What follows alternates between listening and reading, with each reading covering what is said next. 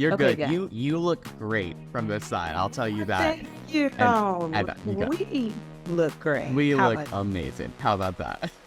I'll even go that far.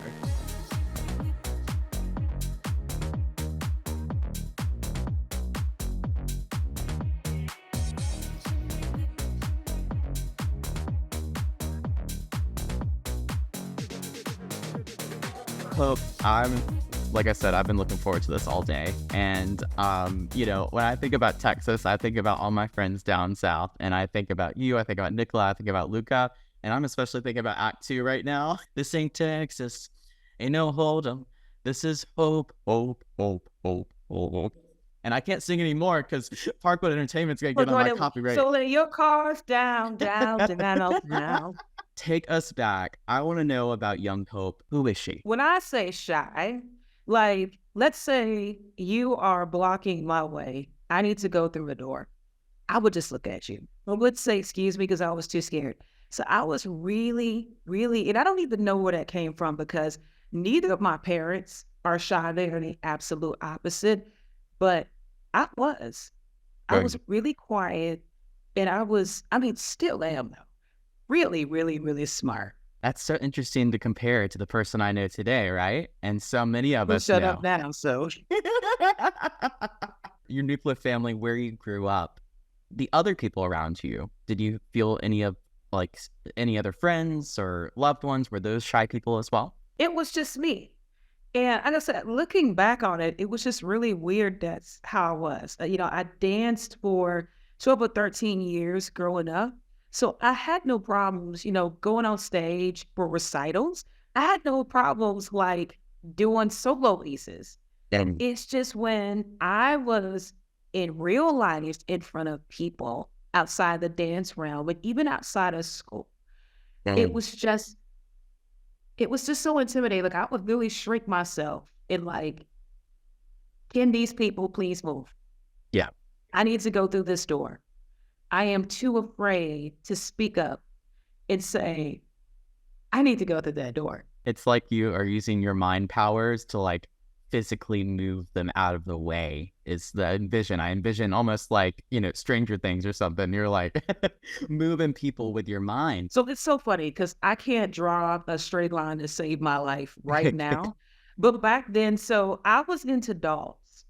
And so my mom bought me like every doll under the sun. Of course, they were all black. That was the thing my mom had. Like, you need to get dolls that look like you. And from a very young age, I would like have scissors and I would cut off their hair. And my mom would it's like, what do you need for your dolls? I would get like hair relaxer and I'll straighten it out or curl it out. If I wanted some hair color, she would just buy it and I would do it. And then when I got to high school, I was into doing nails. And for Christmas, I asked for like a nail machine, like they use Yeah, the whole thing. And my parents bought me that. And so through high school, I did my own nails. that's amazing.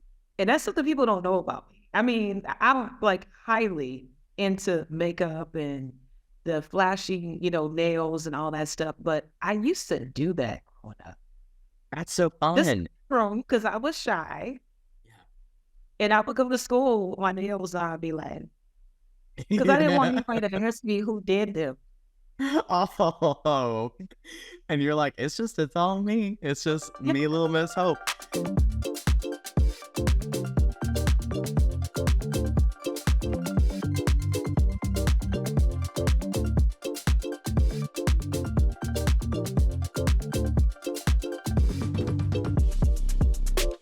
Well, Yeah. it's so funny. You're expressing yourself through movement, through dance. You're expressing yourself through, more femme forms of fashion, through nails, through makeup, it sounds like. What was kind of your happy space as a kid? Was it in the movement? Was it in the art? Was there a place you went in your mind that really helped you feel safe and comforted? It's fun because it was really playing Nintendo. I was a very spoiled kid. All of my time when I wasn't doing or cutting or destroying dolls' hair, and that includes Barbies and big baby dolls, I was always playing Nintendo at home. I mean, through the summer, after school, whenever I had spare time, that was like my thing. Like I was a hardcore gamer and I That's would awesome. just play, I'm dating myself, but I'm old, right? So I would play like the first Super Mario Brothers, the first Legend of Zelda, all Hey, Super Mario Brothers 1, 2, 3, all the Zeldas, all the Metroid was my game. Like yeah. I love me some Samus. And it was just one of those things where it is so funny because I don't play games anymore because I don't have time. And even if I did have time, I don't think I would have the passion about gaming as I did growing up. Legend of Zelda, especially, I got in it with Ocarina of Time in N64. So that's like when I think of childhood and I think of like those like safer, like you just like Yeah. where your dreams naturally go, or like maybe settings for things that are happy. I think about that big hero like field and that big castle, and I think about like the original like Mario Pill game, like Dr. Mario, like Dr. Mario, yes. yeah, those aesthetics and stuff, and like my mom's old Atari and stuff, like those graphics, like there's just something so like I don't even want to say nostalgic because nostalgic for me always brings melancholy. It's a joy, a joyful Yeah. nostalgia. Mm-hmm. Ocarina of Time, to me, will always be the greatest game ever created. It's so That's a great. 10 toes down, the hill I will forever die on. That's the Oh, greatest game ever created. When Navy left Link, like seriously, when she floated away, I said, oh yeah, heartbroken. It was so absolutely. beautiful. That It's game is amazing. It's amazing. During the pandemic, I'm just like so happy we're connecting on this because I haven't talked about this in so long with anybody. It's like I watched a speed run. It was like 2 hours long because I was so bored one night, and of just Ocarina of Time because I personally have never beat the game, but my grandpa who You passed did? away, I know because I was like 7, 8 years old, But hey, I'm Well, glad I you was wrong when it came out. did. So and and that's why you're the wisest one here. I that's what but no, just seeing the end of that game, it like took me back to like, sitting with my grandpa and watching him play it and like trying it out for myself and stuff, and like Zelda's Lullaby and the way it just it calls back. I remember I found this YouTube video when I was in high school, and it had like maybe 50 views. It was some kid playing the violin with that, and it was a full arrangement. And I would just go back to that for years until I couldn't find it anymore, and just listen to that because it's that game just absolutely, oh, it's such a setting for childhood and for it good is. feelings. And for adulthood.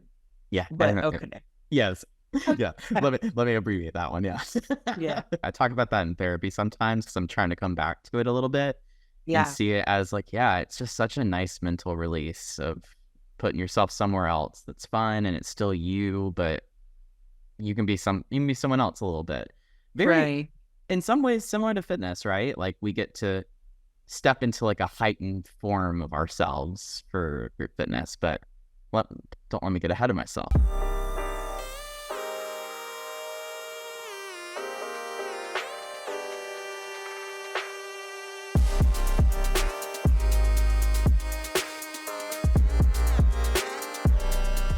As you move through childhood and adolescence, you kind of find yourself at Southern Methodist University, and that's where you earn your bachelor's of business admin. What was it in your younger adult life that kept you adhered to exercise? What types of things were you doing during college?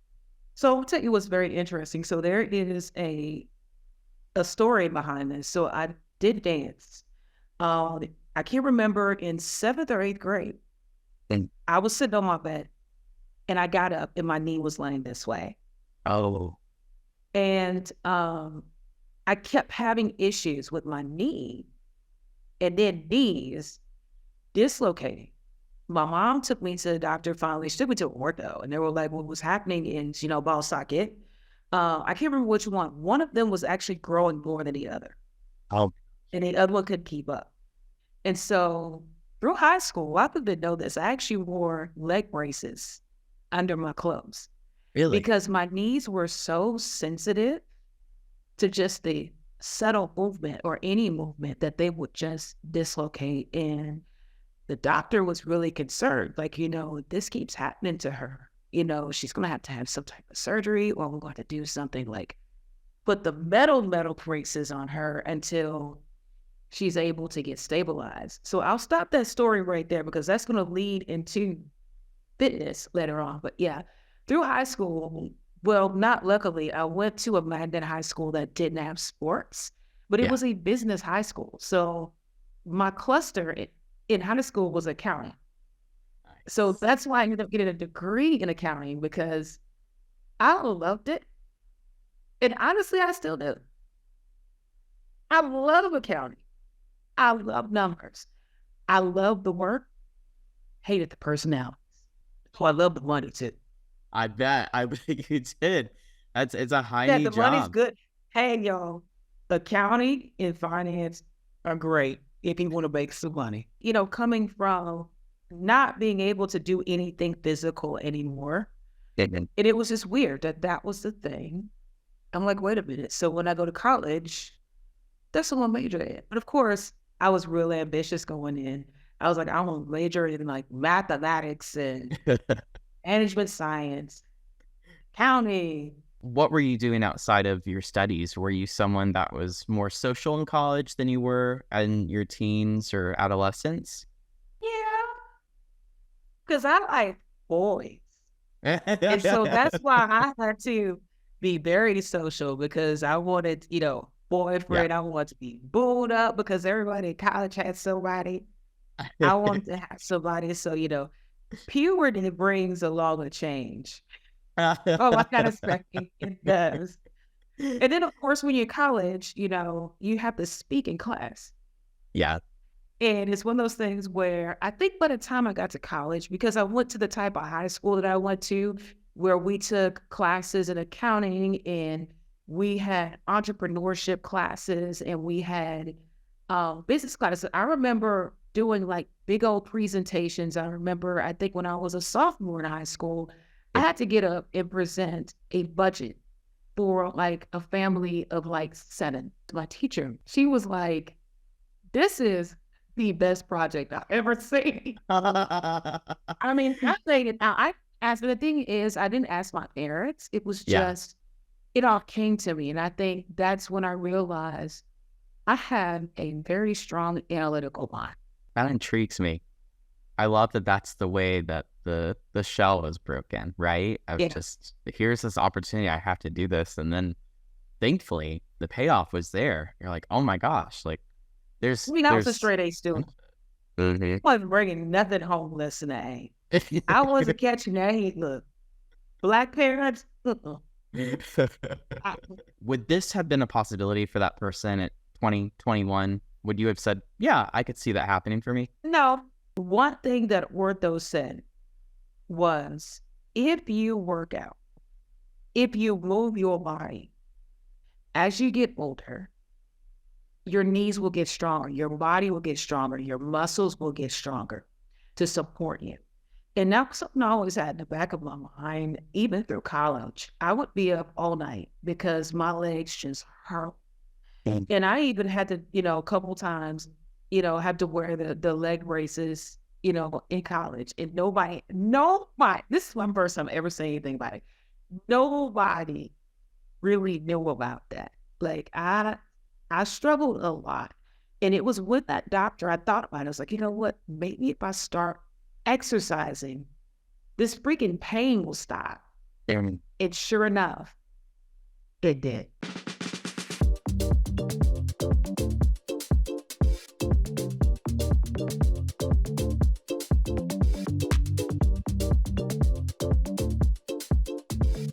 if we think about going further into the future, so June 2006 is when you began teaching group fitness as an instructor. Yes. What was the impetus that it had led you to embark on this type of fitness career versus a personal trainer versus just being a participant? So I'm telling you what happened. So I would go to the gym and I would teach. I wouldn't teach. I would take different group fitness classes. And I realized I remember 24-hour fitness like everybody else because they were cheap and that's where all the young people were. Yeah, And even though I was Buddha, but that's where all the young people were. I went to this class so much that I kind of knew it. And so nice. one day a sub came in and she had like the notes, like right there. And I'm like, she needs the notes and she's getting paid, but I'm not getting paid. And I know it better than she does. That's serious. And I Clear was sign. so proud. I've never been that person to walk out of class, but that was probably the closest I've ever been to walking out of class. I was so Yeah. frustrated because I'm like, I'm not getting a good workout because I know that's better than her. Yeah. And Yeah. so it just led to, and of course, another reason why I worked out was I worked far away from my job. And And excuse me, I worked far away from my home. And okay. it was a way for me to miss traffic in the evenings. Yep. So I'm like, you know what? I can get paid to teach and miss traffic. Wait, I'm already here. Isn't that a sweet deal? And Yeah. you pay for my membership. Hello. Yeah. Free gym membership. You get your workout in. You're missing traffic. Sometimes there's a few other perks. Yeah. It's just a little bit So I would other time say away from this, people. back then, it just, everything just fell into place because like a couple weeks later, they had a sign on the door of like, Yeah. if you're interested in being a group fitness instructor, email this, Yeah. person and they will get you set up. By the time I got ready to teach my first class, I was ready. It sounds And like fun it. story about that, because it was a turbo kick class and it was a really popular instructor that I was subbing for. I walk in and nobody is there. Nobody. The worst feeling. And so I'm standing there like I am over prepared because this is my first class I'm ever teaching. I'm like, nobody's here. They probably saw me on the schedule, didn't know who I was. And then Who's Hope? and Yeah. and it was so funny because people would start showing up like 5 minutes later and they're like, where's the echoes? It's like, it's so much better than you. And I'm like, I'm just glad you're here. Yeah. And so I was able to teach a class. The second class I subbed, I walked in, no shit. There were 80 people looking at me. Like, it was just night and day. I was like, what? But it was so funny because I wasn't scared. Yeah. I walked in and it was wall to wall. Like I was trying to punch and kick and there was somebody like right here. Your resume boasts so many certifications. It is so fun to see. I mean, turbo kick, Zumba, Everything. body combat, body pump, list goes on and on to tone, and just it's so nice because you kind of get your toes in all these different modalities, and I think so many listening can relate to this. It's like you try so many types of classes once you get that bug, and you're like, I love group training, and you find things you don't like at all.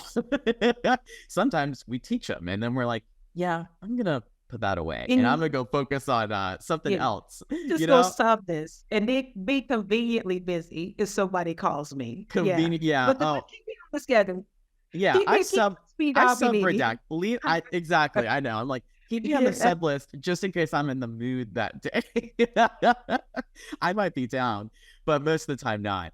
But it's so cool. It's so cool to do that. And, it's not that I recommend everybody go out and get 14 certifications within a month, but like. Do not recommend that to anybody. I tell people in body pump training or combat or whatever, like, y'all, it is so tempting to go out and get all the certs.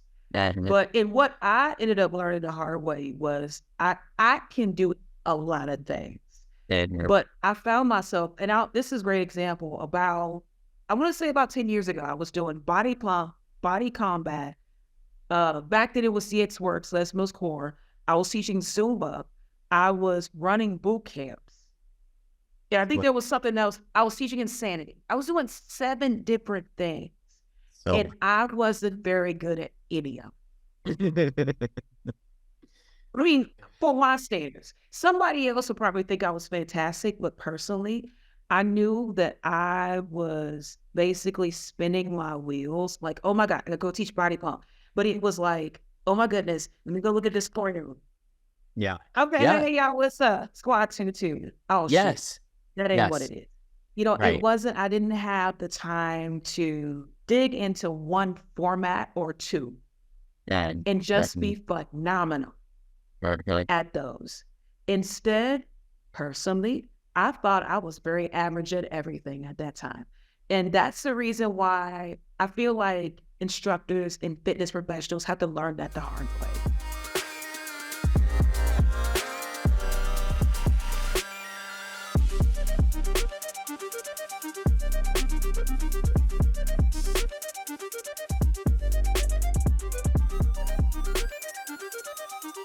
you think you're putting on the face of like, okay, I'm in this right now. I'm body pump. I'm Zumba. I'm insane, whatever. But it's like they can see like the gears turning in your heads, like Yes. when you're not like in the essence of what you're doing, whether that's group fitness, whether it's at work, and it benefits you and your mental health generally to what can I do to kind of enjoy this weekly experience. Maybe I would love to teach a class 5 times a week because I do love it so much. But like, what happens when you do have that one time to really invest in it and that one program to focus on? For me, where I've found success is where I've felt good at teaching stuff. And I feel like I can teach anything decent because we've been doing this a long time. We can teach much anything. But Anything. what do I feel most fulfilled in? And what is the theme or the season of my life that I connect to? Like for right now, like I was just talking to a friend the other day. It's like if anyone knows me, they know I love body attack. Body attack's like my baby. That's like my thing. But body attack's in the back seat right now, because the season of our clubs, no one really has it around here right now. Body jam, we're so lucky. We have 3 classes in the area, the first time in years. And like, I'm just loving dance. I love dance, Hope. So, I love it so much. And it's so fun to be in something that feels new and get to play with stuff again. And it's like, not that I don't do that in other programs, but it's like, it's kind of like your favorite toy when you're little. It's like, you got all these great things to play with, all these great games on the Nintendo, but like, sometimes you just got a favorite and you just got to enjoy it. Yeah. I feel you because body combat, I'm not kidding. I went to all my Les Mills trainings, sight unseen. Dang. And to be honest, I went to body pump training because I was told if I didn't go, I was going to lose my class. So No. I didn't have anything. I just went, and that training was so hard. And I remember so hard, and I was so terrible. And I just remember after that first day, I got certified on body pump 75, and I had the lunge track. I will be here. Oh, yeah. I'll hit it. Every once in a while, I pull it back out for my class because I'm like, y'all, back when I taught this, it was horrible. No, I'm not. And I remember that's back, y'all don't lie, CDs and DVDs. And we got them at training. And I remember sitting in my car. And I popped that CD in. And I turned on that song and I just cried. I bawled because I was so overwhelmed. I was like, what the hell have I gotten myself? Like, it's so much coming at you. Yeah. And that back then it was a 3-day training, and you did that doggone release like 8 times from track 1 to track 10, and there were like 60 of us, and it was just like, I was so overwhelmed. And same thing with body combat. I got the DVD, and it was like, I would look at it, and it was body combat 48. I got certified on it. I was like, yeah, really, really like this. Yeah. And so my club was bringing in body combat, and it was like, you need to teach the shit out of it so we can get thumbs up, so it can be everywhere. Wow. So I learned over time to be really, really good with body combat. Within like 6 months, I was driving to Oklahoma for AIM 1. The next year, I went to AIM 2. I was really serious about body combat. And then it's so funny because the class that I taught on Saturday mornings, I put all kind of awards for attendance for that class, and we were family. I mean, that class, averaged, and I stopped teaching, but just before COVID, I would say that class averaged 75 people every Saturday for That is years. That's unbelievable. how into body combat I was. I ate it. I slept it. I Um, would get up at 2 a.m. I punching mhm. away. I have so many videos in my phone of me just practicing body combat. And I think something happened with COVID that Yeah. gave me pause with all of my programs. And And the fact that when I got on tap team, they were like, we need you for body pump first. yeah, And I was like, I don't know about that. but I mean, the team with body combat, that Yeah. is what I'm really, really good at. Yeah. So body combat took a backseat because I had to be really, really competent in body pump because I was getting by with it. But again, I hadn't put any of the time that I put in body combat. So Yeah. now body pump seriously is effortless. I put so little thought into it because it comes so natural to me.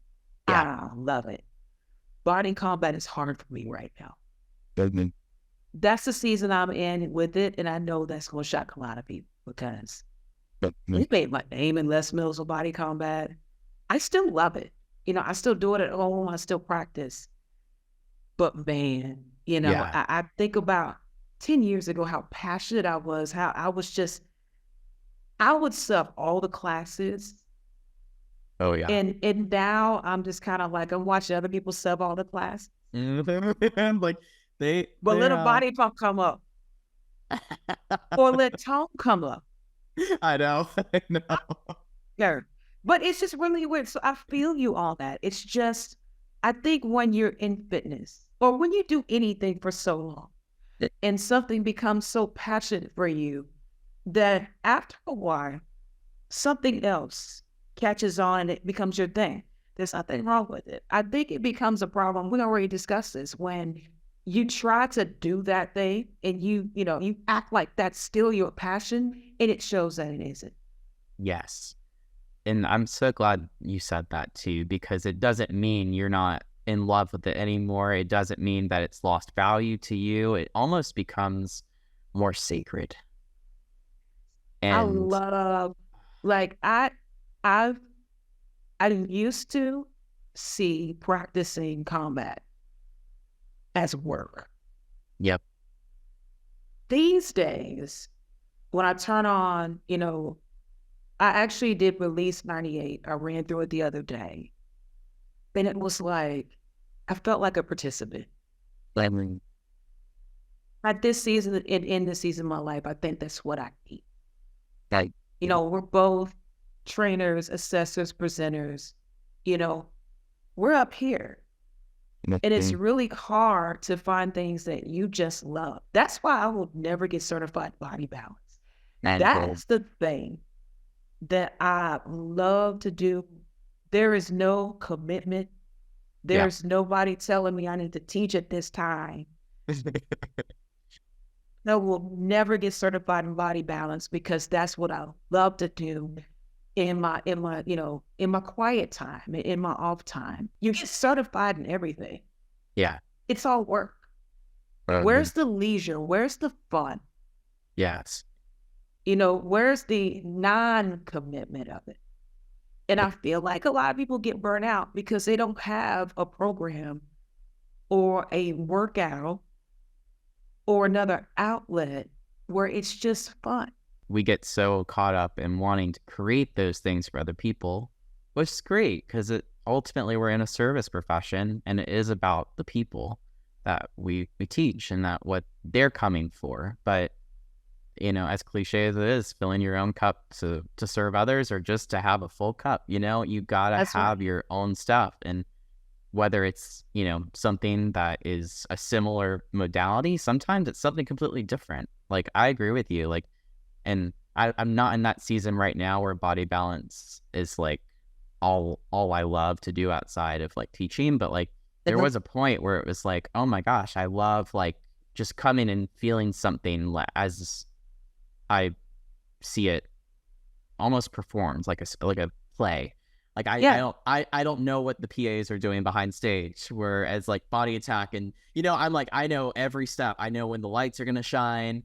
I know all the Santa secrets, but I don't want to. I want stuff that I can fan and geek out over and like have that that's the magic. thing. That's what it is. You hit it right there. That's why I love body bounce. I don't know nothing about it.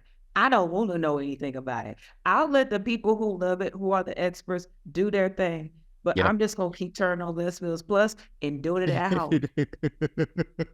Let me worry about body pump, body combat, tournament, and strength development.